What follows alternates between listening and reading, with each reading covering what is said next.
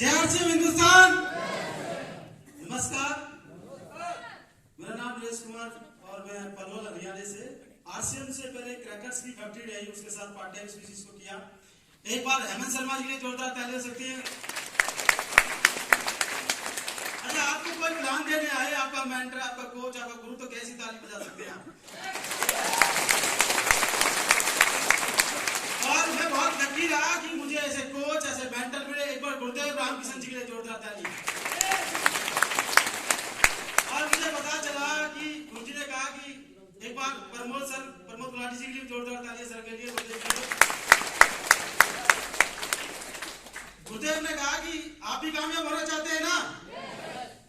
गुरुजी ने एक बार फोन किया मेरे पास, रामकिशन गुरुजी ने, कि आपके शहर नजदीक फरीदाबाद में प्रोग्राम होने वाला है, अगर आप उस प्रोग्राम में जाएंगे तो आपकी जिंदगी बदल जाएगी। मैंने कहा सर ऐसा क्या प्रोग्राम है? तो उन्होंने कहा कि एक जींद के लीडर है और बहुत फाड़ू है और जो सुन लेता है वो तूफान मच जाता है। और मुझे आज भी याद है, वैसे भवन है, वो वेन्यू है वैसे भवन, आपने सुना होगा फरीदाबाद के अंदर।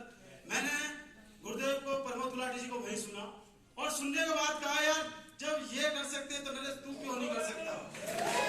और क्योंकि उनकी जो एज थी वो ज्यादा नहीं थी, क्योंकि आपको पता है आज ज्यादातर उनकी 45 साल 40 साल की होगी। यस, और आज से 10-12 साल पहले की बात है। तो आप एक किसी प्रोग्राम में जाकर आप डिसीजन ले सकते हैं। मैंने कहा कि सर जब इतना अच्छा बोलते हैं, इतना अच्छा स्पीकर है, और जब उनकी जो टोन होती है, जब आप स्टेज पे सुनोगे तो पागल हो जाओगे। मुझे खुद पता, मैं भी पागल हो गया था। और बात की जाए तो इस बिजनेस से मुझे इनकम क्या आई, मैं तो आपसे एक ही बात कह रहा हूँ, जीवन में कामयाब होना चाहते हैं, अच्छा कोच, एक अच्छा मेंटर आप चूज कर लीजिए। मैंने हर बिजनेस में देखा, आपकी अनुमति नहीं होती किसी भी बिजनेस में या किसी भी प्रोफेशनल लाइन में आपको चूज कर सके। अगर आपको कोई टीचर पढ़ा रहा है तो आपको उसको ही गुरु मानना पड़ेगा।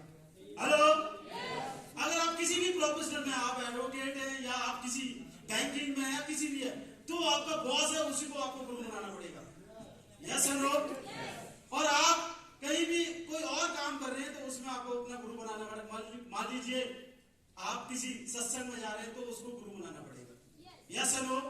मुझे इस बिजनेस में मौका मिला और मुझे पता चला कि अपनी मर्जी से हम कोच को पैदा कर सकते हैं, बना सकते हैं जिसको हम चाहें। Yes no. और मुझे पता चला कि हमें कोच चुनने का अधिकार इस बिजनेस में मिलता है, किसी भी नहीं, कहीं भी नहीं है। मैंने देखा हमें थोपा जाता है जब भी कोई गुरु, मैं कह तो रहा हूं तुझे मेरी बात माननी पड़ेगी। Yes no.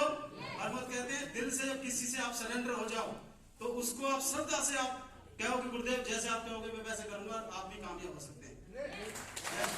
पहला इस बिजनेस से मेरा चेक आया 571 रुपए और मैं बहुत खुश नहीं था।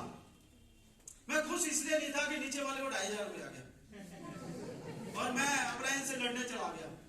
अपलाइन बोलते ना, मैं भी चला गया कि एक बताओ गलत बात नहीं है। मैं कैसे कि इतनी मेहनत करी, नीचे वाला 2500 रुपए, अपने को 571 रुपए, ये तो बहुत गलत बात है। और उसका नाम भी मुझे याद है, शिव कुमार उसका नाम था, गढ़वरे गांव, सर जानते होंगे। तो मैं ये कहने लगा कि 2500 आ गया, तो सर ने कहा कि ये स्लैब का गेम होता है, पर कुछ नॉलेज बताई। जब गुरु के संपर्क में रहते तो जानकारी मिलती है ना, जानकारी मिली और पता चला कि इस बिजनेस में थोड़ा सा एक्टिविटी करके थोड़ी सी आपको अपनी दौलत को काम करना पड़ता है और आपकी इनकम बढ़ जाती है। और जैसी रॉयल्टी पाए तो बहुत खुशी मिली, क्योंकि रॉयल्टी का 2150 रुपए का चेक आया, 21,050 रुपए। मैं कह रहा था यही है क्योंकि बाहर है, इसलिए आपसे कह रहा था।